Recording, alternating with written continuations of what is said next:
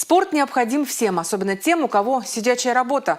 В выходные прошла первая в истории спартакиада сотрудников финансовых органов Чувашской Республики. Соревнования провели в рамках 220-летия Минфина России.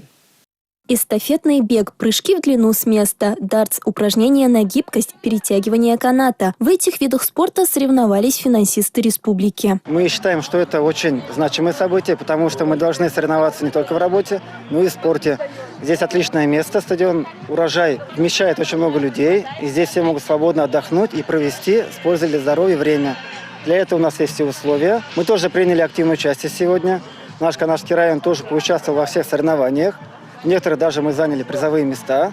На стадионе царил соревновательный дух. Помериться скоростью, гибкостью и ловкостью собрались 27 команд со всей Чувашии. На спартакиаде мы старались, мы приехали сплоченной командой. Мы очень рады, что Министерству финансов пришла такая идея организовать такой массовый выезд всех работников финансовых органов. Потому что, сами знаете, работа наша очень сложная, тяжелая, постоянно практически всегда находимся на работе. Выезд все равно объединяет всех, спортивные мероприятия, показательные выступления, знакомства, с кем-то по телефону, с кем-то воочию сегодня увиделись.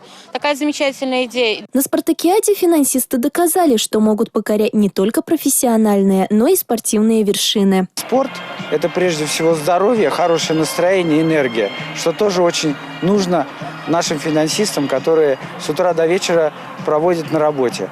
Поэтому мы решили провести с нашим профсоюзным комитетом Минфина Чувашии. И нас поддержал, спасибо им большое за это, профсоюз работников госорганов. Эта идея совместно возникла у нас с Министерством финансов нашей Чувашской Республики. Более того, что есть шикарный повод для этого, что сегодня мы отмечаем 220 лет Минфина России. И к этому, собственно, и приурочено сегодняшнее мероприятие, которое как раз мы занимаемся тем, укрепляем наш корпоративный дух, общаемся в неформальной обстановке, укрепляем и профессиональные, и личные связи. В спартакиаде верх одержала команда Минфина Чувашии. Второе место заняли финансисты Канашского района, а третье – за красночитайцами. Милена Алексеева, Игорь Зверев, Республика из Канашского района.